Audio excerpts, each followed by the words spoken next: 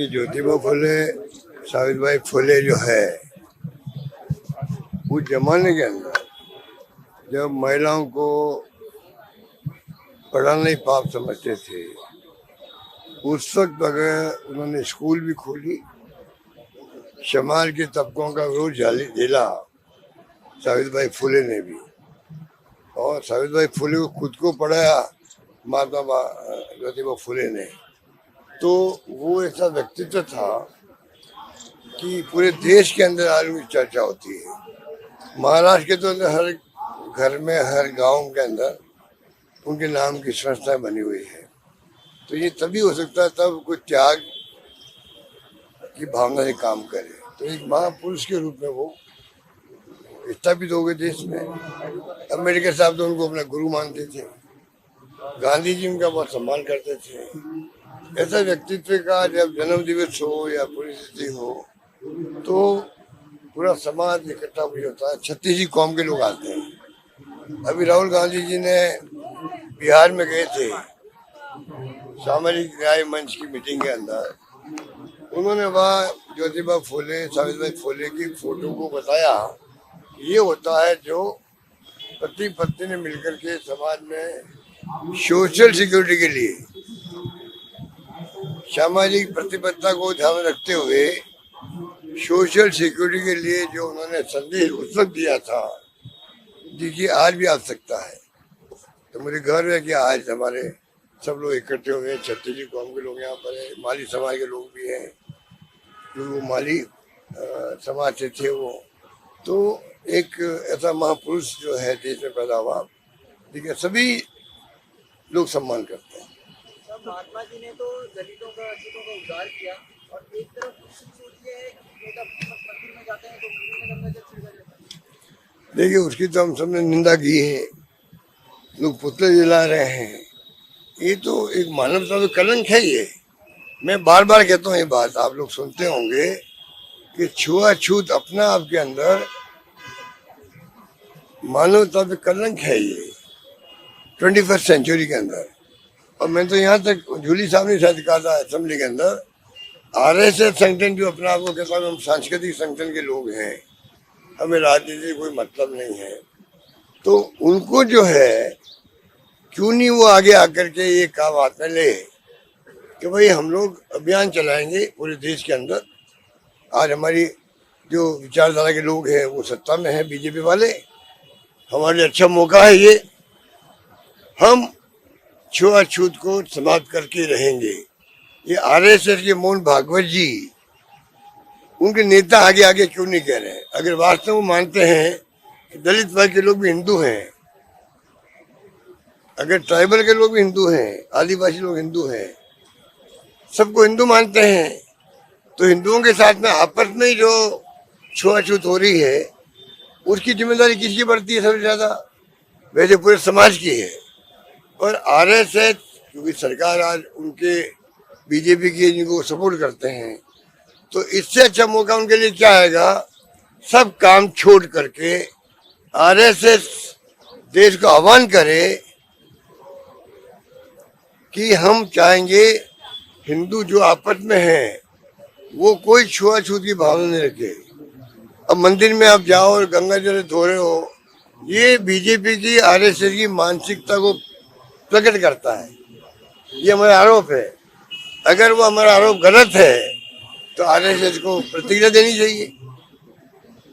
अगर हमारा आरोप गलत है तो RSS को आगे आना चाहिए, रिएक्शन देना चाहिए, बीजेपी को रिएक्शन देना चाहिए कि अशोक गलत बोल रहा है, हम छुआछूत के खिलाफ हैं और छुआछूत को हम किसी कीमत में बर्दाश्त नहीं करेंगे। कोई कौम, कोई धर्म के लोग करते हो छुआछूत, वो मानवता में कलंक है। कहीं वो आगे आकर के तो मान जाएंगे कि उनकी मानसिकता नहीं है, वरना ये सबके दिमाग में है कि RSS और बीजेपी के लोगों की मानसिकता के अंदर है छुआछूत की भावना, भेदभाव की भावना, इसलिए मंदिरों में ये इस प्रकार की हरकतें होती है। ये मेरा मानना है। पूर्व मुख्यमंत्री वसुंधरा राजे द्वारा एक ट्वीट किया गया। देखिए वसुंधरा जी जो है 2 बार मुख्यमंत्री रही है और उन्होंने पूरी स्टडी की है जहाँ तक मैं समझता हूँ ERCP या KSUA क्या KSUA क्या बना उन्होंने नया नाम दिया है अब राम सेतु कर दिया। PKU PKC ERCP नया नाम दिया गया है। ये सब बकवास है वो खुद ही कह रहे हैं 9 साल तक तो कुछ नहीं होने वाला है, खुद ही कह रहे हैं, तो जनता को बेवकूफ क्यों बना रहे हैं ये। और वसुंधरा जी को मालूम है कि PKCU और ERCP का जो नया एग्रीमेंट हुआ है उसमें कोई दम नहीं है, 10-15 साल भी नहीं आने वाला है। खाली उन्होंने जो मेरी शिकायत वसुंधरा जी ये है कि जो 2 बार मुख्यमंत्री रही है वो खाली झालावाड़ की बात कर रही है कि झालावाड़ में पानी नहीं आएगा। ये गलत है। उनको पूरे PKC अब नया नाम जुबान पे नहीं आता भैया, क्योंकि नाम में कोई दम नहीं है इसलिए नाम जुबान पे नहीं आता है। तो PKC जो है PKC ERCP में कोई दम नहीं है। वसुंधरा जी को चाहिए, अगर उनमें ईमानदारी है, राजनीतिक ईमानदारी वसुंधरा जी में है तो उनको प्रेस कॉन्फ्रेंस बुला करके पूरे PKC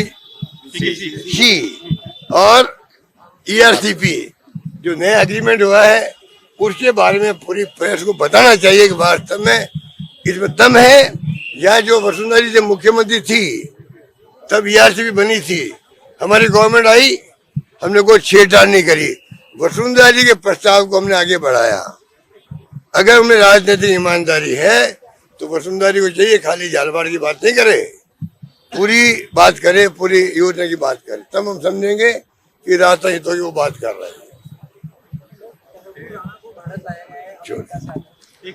वो तो यार पूरा देश खुश है। पूरे देश में अगर जो ये इतना बड़ा क्राइम किया ये आदमी ने, कितने लोग हत्याएं हो गई थी, कोई भूल सकता है क्या?